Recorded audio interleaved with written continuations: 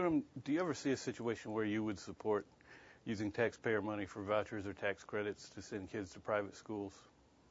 Yeah, I don't see myself supporting vouchers. I think that public money that's allocated for education should go to public schools and should not go to private schools. And I wouldn't support measures that would undermine public education.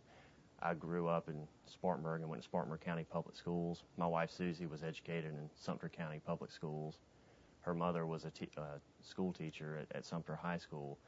So we're both big supporters of public education and committed to improving the public education system in South Carolina. I think we can take strides toward doing that by making sure that the money we're allocating for education in the state actually makes it out of the Columbia bureaucracy and into the classroom where it'll have the maximum impact. And I also think we can give parents more educational choices within the public school system through charter schools and the open enrollment policy that we've got in District 7. I think that both of those would be good steps to take in improving education in South Carolina. There have been a couple of plans that were floated regarding school consolidation. Would you ever support consolidating Spartanburg's 7 districts? I wouldn't support a statewide consolidation plan. I don't think a one-size-fits-all approach is best in terms of consolidation.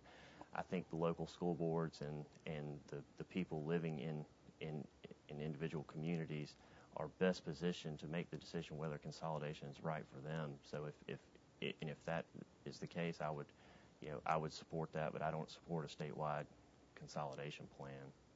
Okay. There's also been a lot of talk about the need to rein in spending in Columbia. Is a spending cap the best way to achieve that?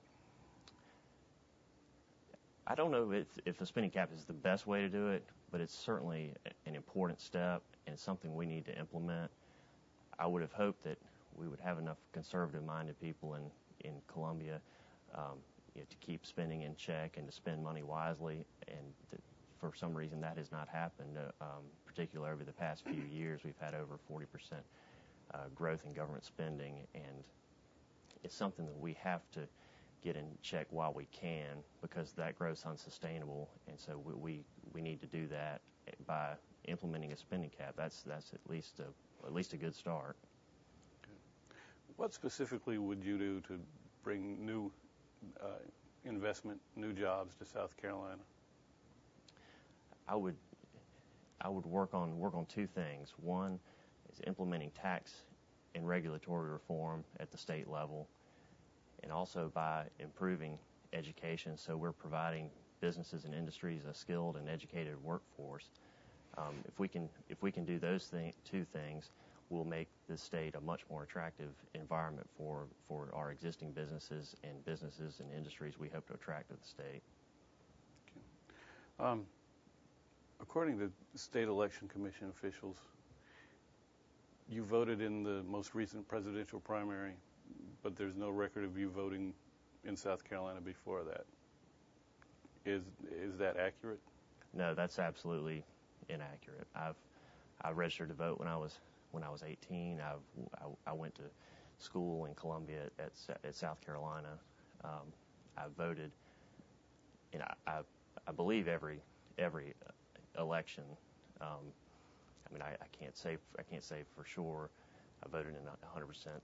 There are times when I was out of the country and I perhaps did not vote in some special election, but I have been a consistent voter, and so I don't know why those records would be inaccurate, but they must be.